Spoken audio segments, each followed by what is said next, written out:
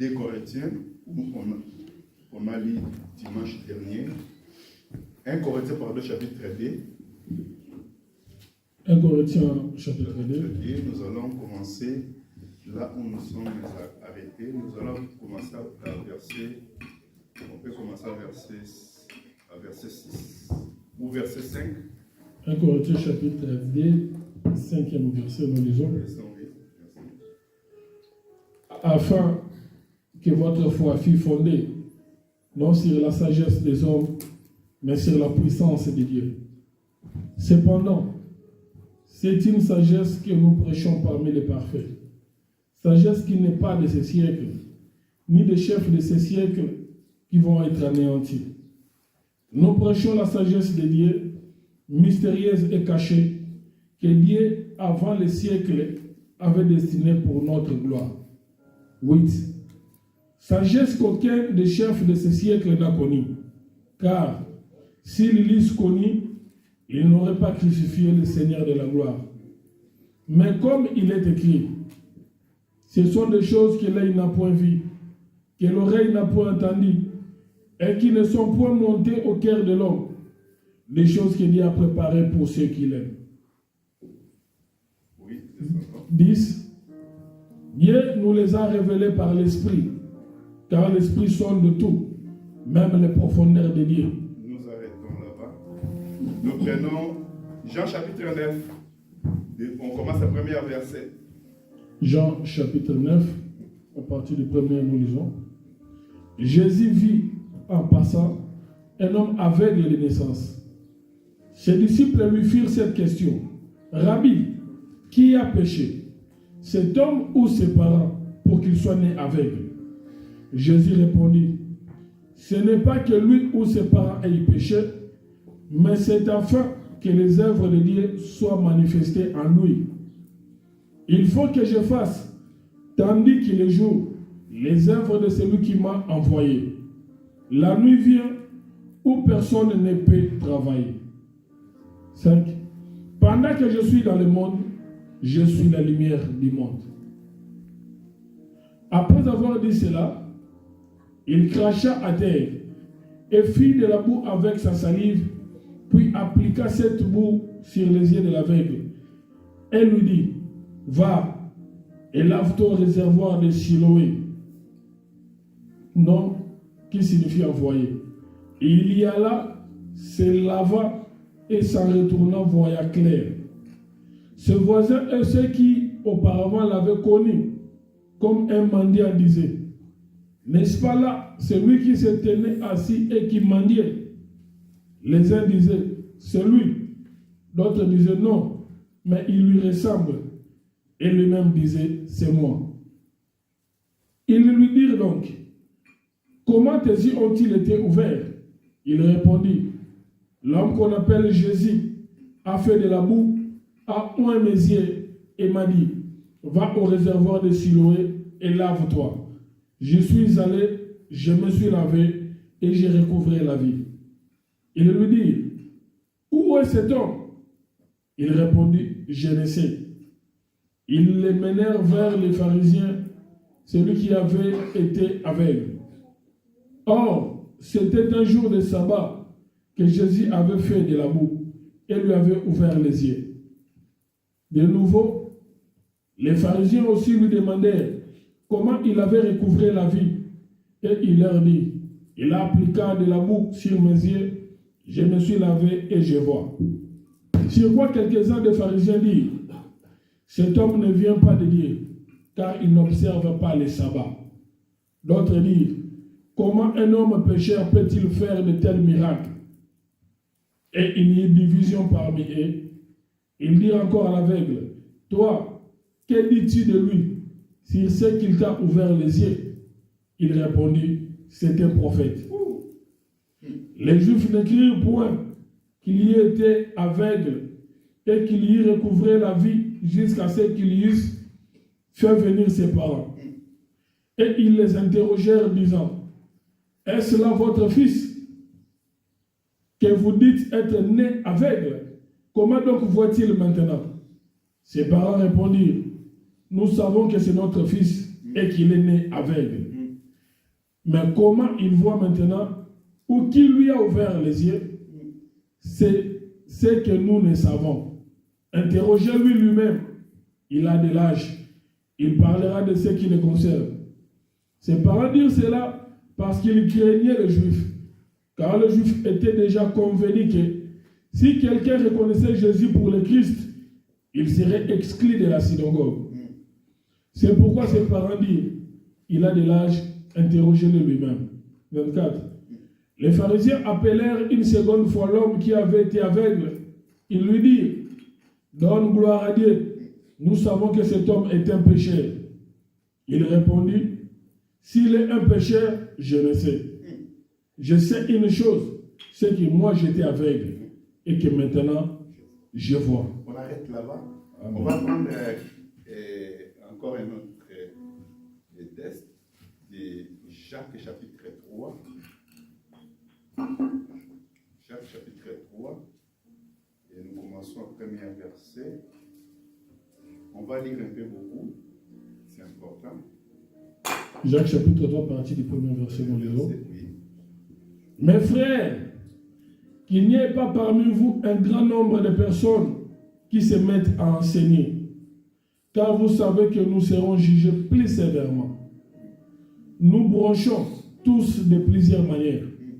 Si quelqu'un ne branche point en parole, c'est un homme parfait, capable de tenir tout son corps en bride.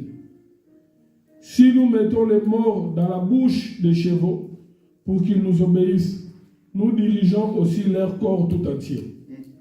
Voici, même les navires qui sont si grands et qui poussent des vents impétueux sont dirigés par un très petit gouvernail au gré du pilote. De même, la langue est un petit membre et elle se vante de grandes choses. Voici, comme un petit feu peut embrasser une grande forêt. La langue aussi est un feu. C'est le monde de l'iniquité. La langue est placée parmi nos membres, souillant tout le corps et enflammant le corps de la vie, étant elle-même enflammée par la guerre. Toutes les espèces de bêtes et d'oiseaux, de reptiles et d'animaux marins ont été domptés par la nature humaine. Mais la langue, aucun homme ne peut la dompter. C'est un mal qu'on ne peut réprimer. Elle est pleine d'un venin mortel. Car par elle, nous bénissons le Seigneur notre Dieu, notre Père, et par elle, nous maudissons les hommes faits à l'image de Dieu. De la même bouche sortent la bénédiction et la malédiction. Il ne faut pas, mes frères, qu'il en soit ainsi. La source fait-elle jaillir par la même ouverture l'eau douce et l'eau amère? Un figuier, mes frères, peut-il produire des olives ou une vigne de figues? De l'eau salée ne peut pas non plus produire de l'eau douce. Lequel d'entre vous est sage et intelligent, qu'il montre ses œuvres par une bonne conduite avec la douceur de la sagesse. 14. Mais si vous avez dans votre cœur un zèle amer et un esprit de dispute, ne vous glorifiez pas et ne mentez pas contre la vérité. Cette sagesse n'est point celle qui vient d'en haut, mais elle est terrestre, charnelle, diabolique. Car là où il y a un zèle amer et un esprit de dispute, il y a du désordre et toutes sortes de mauvaises actions. La sagesse d'en haut est premièrement pure, ensuite pacifique, modérée, conciliante, pleine de miséricorde et de bons fruits, exempte de duplicité et d'hypocrisie. Le fruit de la justice est semé dans la paix par ceux qui recherchent la paix. Que le Seigneur ajoute l'explication à la lecture de sa parole. Amen. Nous voulons ajouter quelque chose par rapport à ce qu'on a partagé dimanche dernier. Parce que dimanche dernier, on a parlé, on a expliqué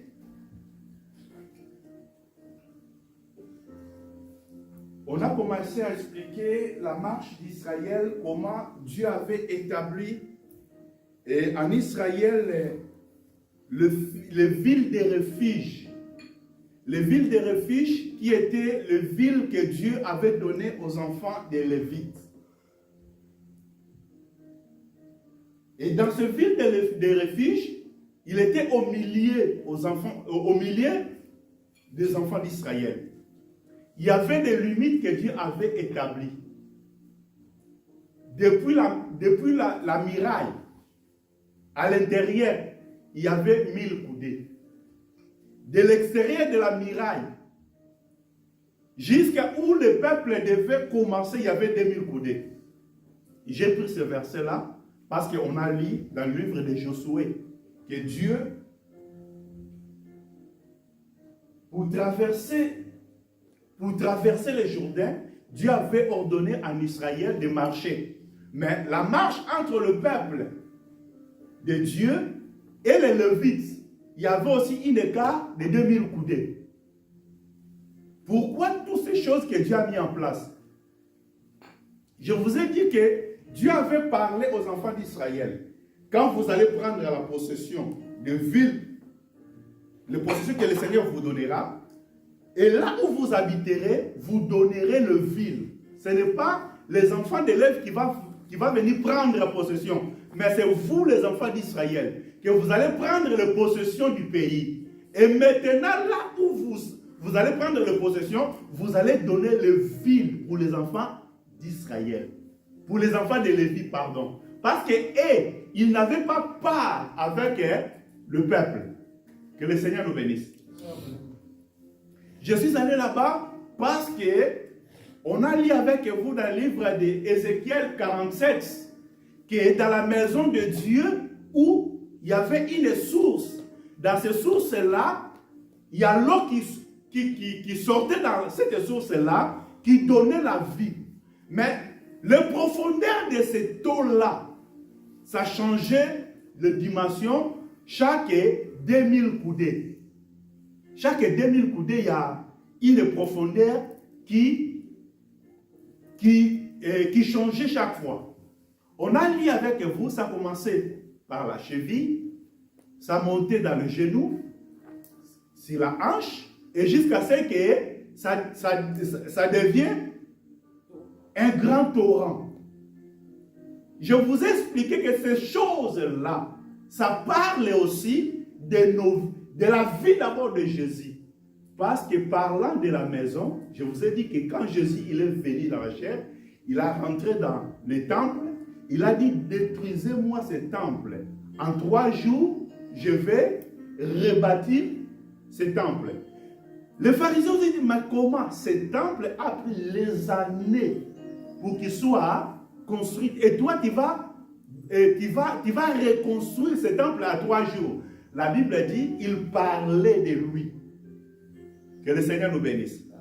Ça dit, si le Seigneur, lui, c'est lui qui était le temple, où il y avait la source, on a lu avec vous aussi que la Bible dit que vous êtes le temple de Dieu. Selon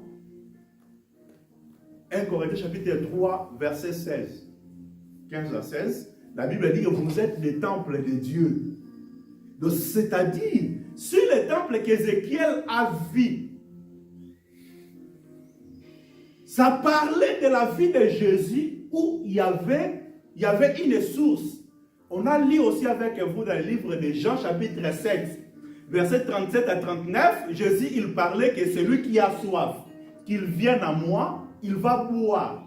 L'eau que moi je le donnerai, ça va devenir un fleuve dans sa vie. Que le Seigneur nous bénisse. C'est-à-dire Jésus, c'est lui la source. Toutes les personnes aussi qui croient au Seigneur Jésus-Christ, aujourd'hui, il devient aussi une source. C'est ça les démarches qu'on a fait dimanche dernier.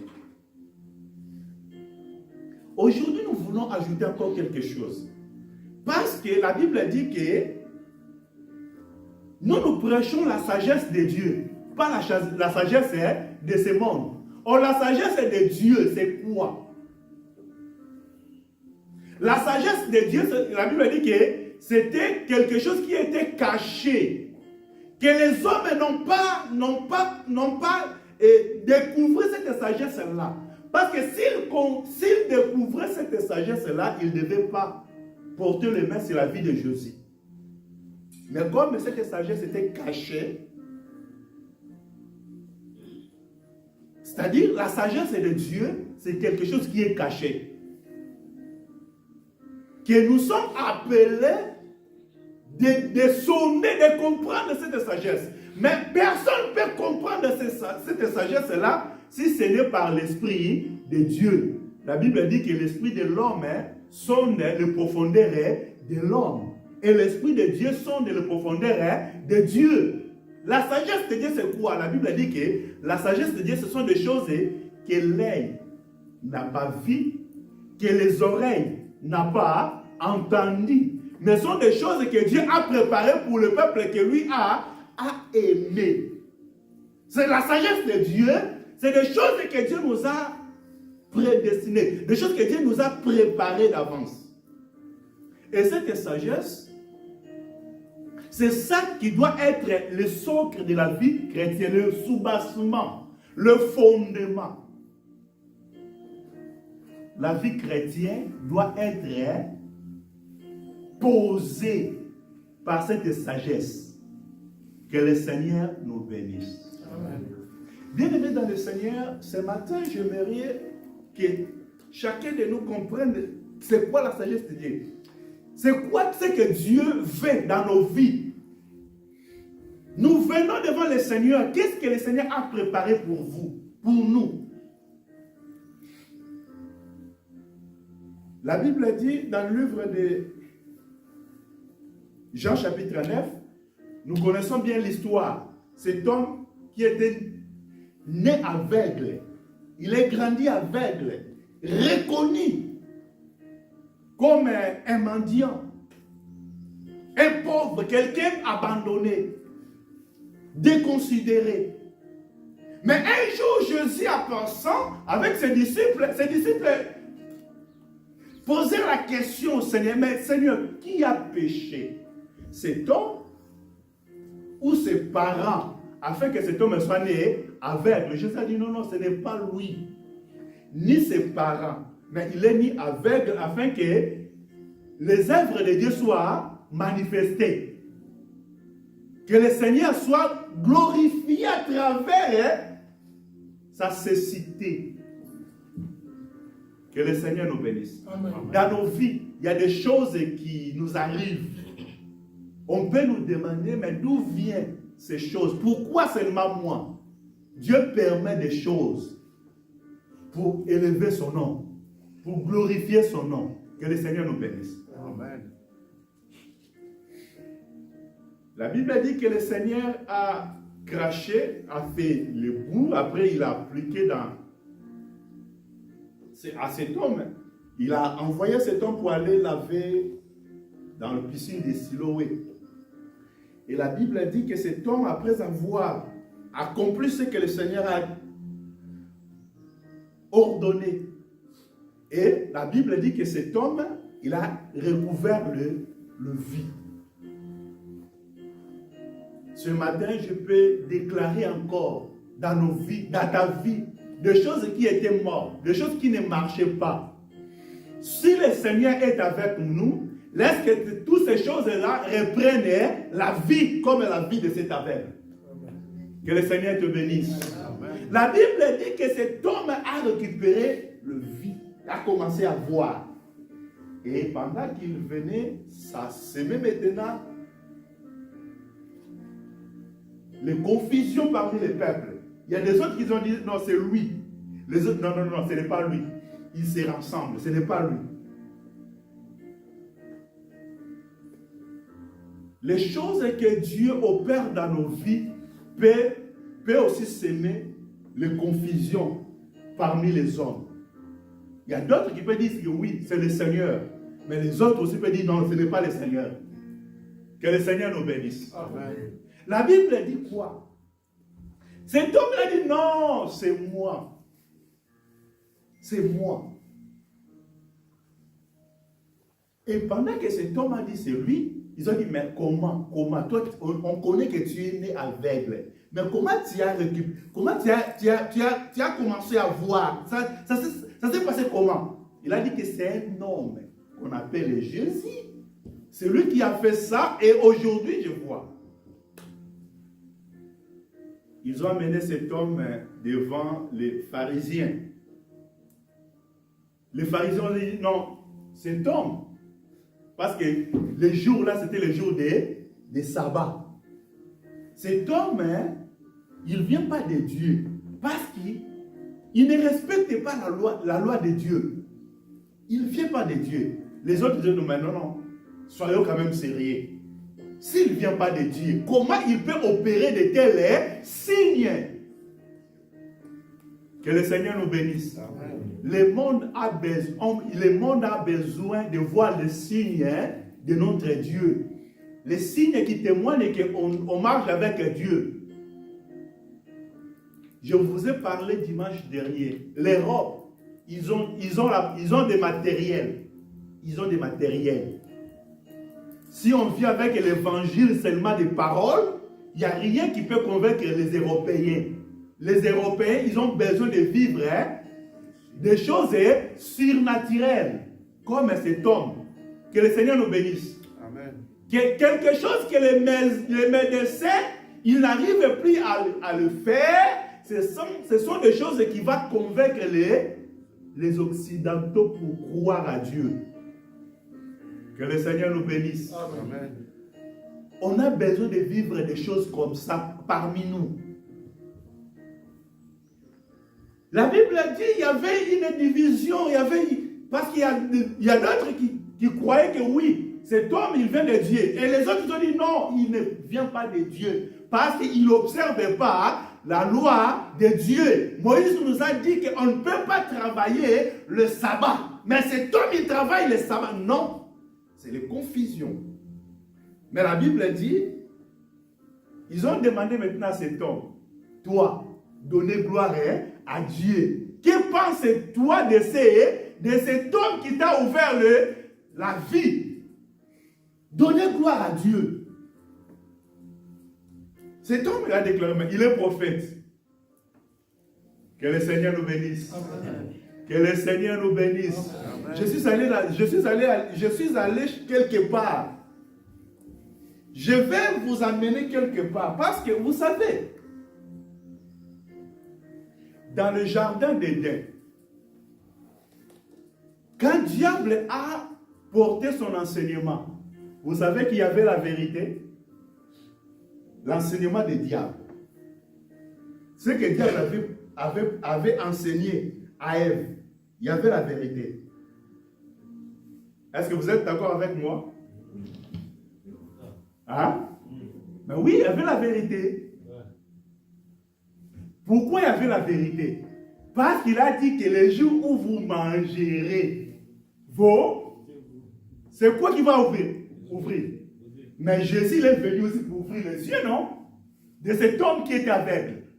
Donc, Ève aussi était aveugle dans le jardin d'Éden parce qu'il ne voyait pas. Hein? C'est comme ça, non? Elle ne voyait pas. Mais l'enseignement du serpent a ouvert aussi les yeux d'Ève. Mais tout ce que le diable peut parler, même s'il y a une vérité, mais il n'explique pas tout. Parce que cette vérité-là, c'était bien. Mais ce que le diable avait caché, que non, le jour où vous mangerez, vous serez séparés avec Dieu. Est-ce que vous me comprenez? Oui, les yeux s'ouvriront. Mais il n'a pas dit que les jours où vous mangerez, votre relation avec Dieu, ça coupera ces jours-là.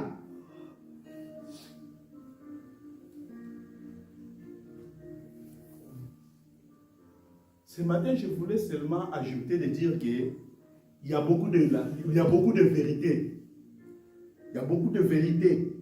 Tu peux passer partout, tu peux écouter des choses qui sont la vérité, les vraies choses. Mais c'est que les choses que tu écoutes, ça vient pour te réunir ou pour te séparer. Pour te réunir avec Dieu ou pour te séparer avec Dieu. Pour t'accrocher avec le mal ou pour te séparer avec le mal. il y a deux séparations. Il y a la séparation vers tu étais dans le mal pour être séparé dans le mal. Ok? Il y a la vérité aussi que tu étais dans le bien pour te séparer dans le bien pour t'amener dans le mal. Deux tendances. Mais tout c'est la vérité. Est-ce que ce matin vous me comprenez très bien? Tout chemin mène à Rome.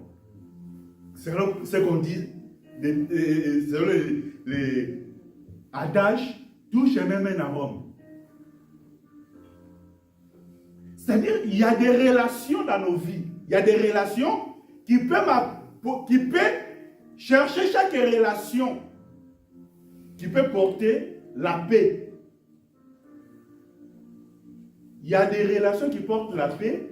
Il y a des relations qui portent les disputes. Que le Seigneur nous bénisse. Amen. Pourquoi je suis allé là-bas? Vous savez, ce que les pharisiens cherchaient à cet homme, c'était pour porter l'enseignement à cet homme. Cet homme avait un enseignement. L'enseignement que cet homme avait, il était aveugle et quelqu'un qui est venu, il a ouvert ses yeux. Il a commencé à voir. Ok? Donc il a crié à cet homme comme un prophète. Mais la mission des pharisiens, il voulait seulement de faire comprendre à cet homme. Cet homme-là que toi tu confies, tu peux confier là comme un prophète, il n'est pas un prophète. C'est un pécheur. Amen.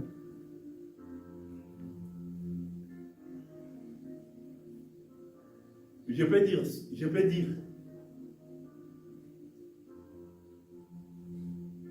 Diable avait la vérité, mais depuis qu'il est tombé, il est resté, il marche dans son ventre, hein? Depuis qu'il est tombé. Hein? Mais nous, comme les enfants de Dieu, on peut tomber, on doit nous relever. Est-ce que vous me comprenez très bien?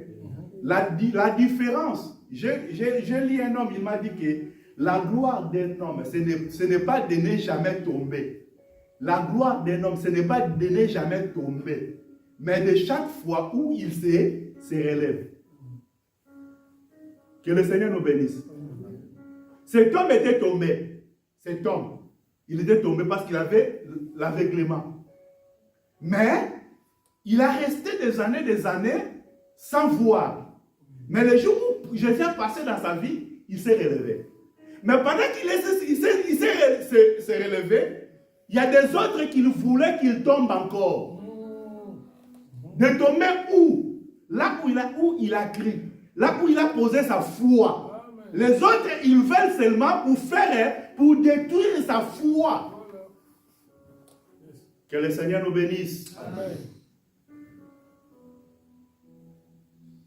La raison pour laquelle notre bien-aimé Jacques, il a commencé à nous enseigner, de dire que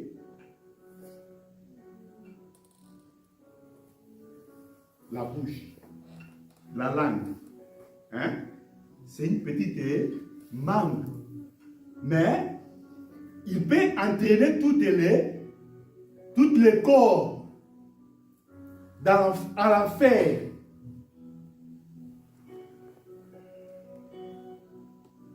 Pourquoi? Il a dit, si tu veux gouverner un cheval, tu vas le mettre le mort dans sa bouche. C'est là qui va permettre de conduire ce cheval où tu veux. Il a donné encore un autre exemple d'un bateau. Il a dit un grand bateau qui est conduit par le vent. Mais il y a une petite chose qui dirige ce bateau-là, c'est gouvernail. Il parle maintenant là que la bouche aussi, c'est pareil. C'est une petite membre qui peut entraîner l'homme à la perdition. Mais comment ce petit membre peut entraîner un homme? Parce que je suis allé là-bas pour dire que, vous savez, quand le pharisien, il voulait convaincre cet homme, c'est non pour confesser négativement par rapport à son enseignement, par rapport à ce qu'il a reçu auprès du Seigneur, ça pourrait aussi entraîner cet homme vers le mal. Or, la vie de cet homme était déjà liée dans le bien, dans la foi en Jésus. Mais tous les tentatives de pharisiens étaient seulement de convaincre cet homme. L'homme que toi, tu peux croire qu'il vient de Dieu, cet homme ne vient pas de Dieu. La raison pour laquelle la Bible a dit que la bouche, c'est une source. Or, Ézéchiel nous a parlé que dans le temple, il y avait une source. Et, bien aimé, Jacques nous parle aussi que notre bouche aussi, c'est une source. Ok? C'est une source où doit sortir seulement pas de sorte de l'eau. L'eau salée et l'eau douce. Non. Que le Seigneur nous bénisse. Amen. Mais l'eau salée, c'est quoi? C'est l'enseignement des pharisiens. L'eau douce, c'est l'enseignement de Jésus. Jésus avait enseigné. L'enseignement était là. Mais les pharisiens aussi voulaient enseigner. Et ils voulaient que ces deux sources-là sortent dans la vie de cet homme. Aujourd'hui, dans nos vies, parfois, nous vivons comme ça. On a des kizobazoba dans nos vies. Il y a une partie des choses de Dieu, il y a une partie des choses du malin. Il a dit quoi? Dans nos bouches, c'est la même bouche qui bénit Dieu, qui adore Dieu. Mais c'est la même bouche aussi qui maudit les hommes que Dieu a créés à son image. Il a dit, il ne faut pas qu'il soit comme ça. Même bouche où il y a la parole de Dieu, même bouche où il y a la parole qui maudit les hommes. Je vais te maudire, tu me connais, les hommes de Dieu, pour intimider les autres. Que le Seigneur nous bénisse. Alors la Bible dit pour Israël, aucune malédiction peut toucher ce que Dieu a béni. Que le Seigneur nous bénisse. Tu sais pas, c'est un moyen de Dieu. Oui, tu es un moyen de Dieu. Nous ne sommes pas contre que tu es un moyen de Dieu. Mais tu n'es pas aussi appelé pour, comme tu es un moyen de Dieu pour maudire. Non. Dieu nous a appelés pour faire quoi? Pour bénir. Il est allé plus loin, il a dit que dans la même bouche où il sort la parole pour la paix, mais la même bouche aussi qui sort la parole pour créer des disputes ou des divisions. Que le Seigneur nous bénisse. Ce matin, le Seigneur nous appelle. Il est en train de nous interpeller, de demander dans ta vie, comme ta bouche c'est une source, quelle est l'eau qui sort de ta bouche?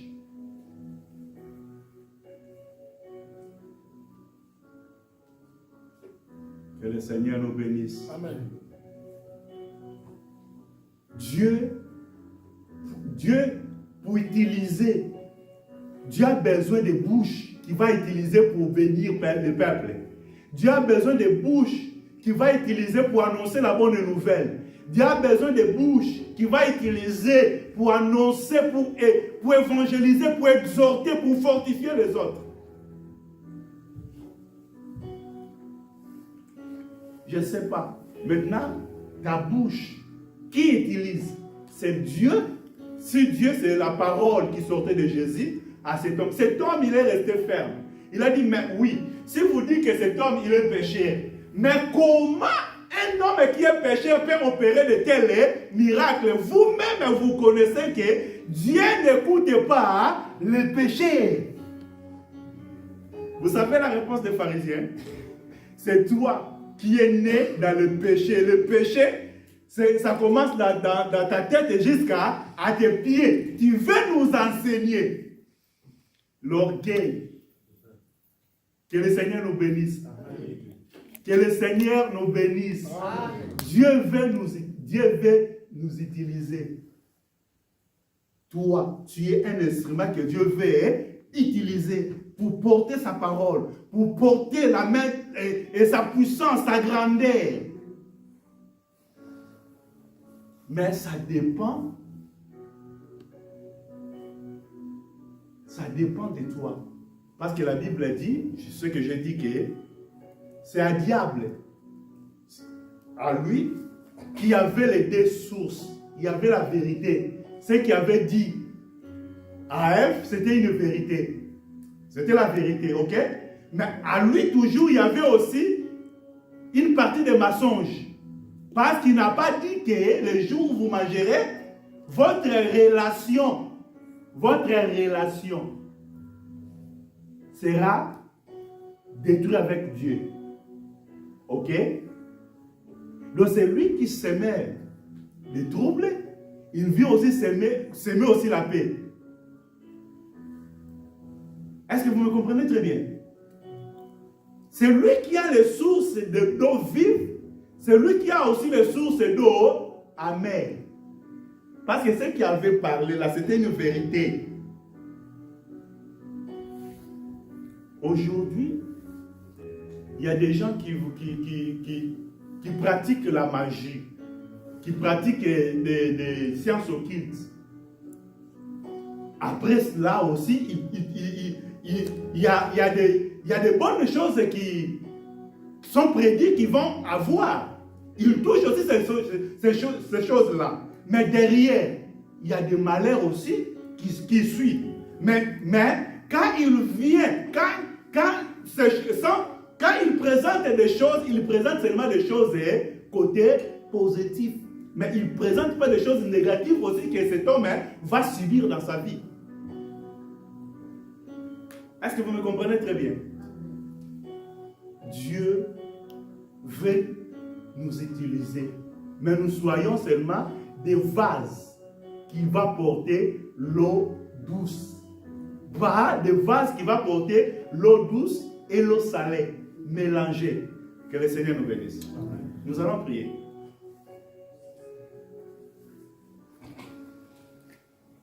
Nous allons prier. La Bible dit que la sagesse de Dieu, la sagesse d'en haut, est premièrement pire. Et premièrement pire, selon Jacques chapitre 3, verset 17, la sagesse d'en haut est premièrement pire. Ensuite, pacifique, modérée, conciliante, pleine de miséricorde et de bons fruits, excepte de duplicité et d'hypocrisie. Le fruit de la justice est semé dans la paix par ceux qui cherchent la paix. Priez le Seigneur, que le Seigneur te donne cette sagesse. On a besoin de cette sagesse. La sagesse qui porte la paix au milieu de nous. La sagesse qui porte la conciliation. La sagesse qui porte la pacifique, la pureté. Nous allons prier. Nous prions au nom puissant du Seigneur. Merci le bon Dieu. Seigneur, merci. Merci pour ton amour, merci pour ta grâce, merci pour sa parole. Tu es le véritable Dieu, le Dieu de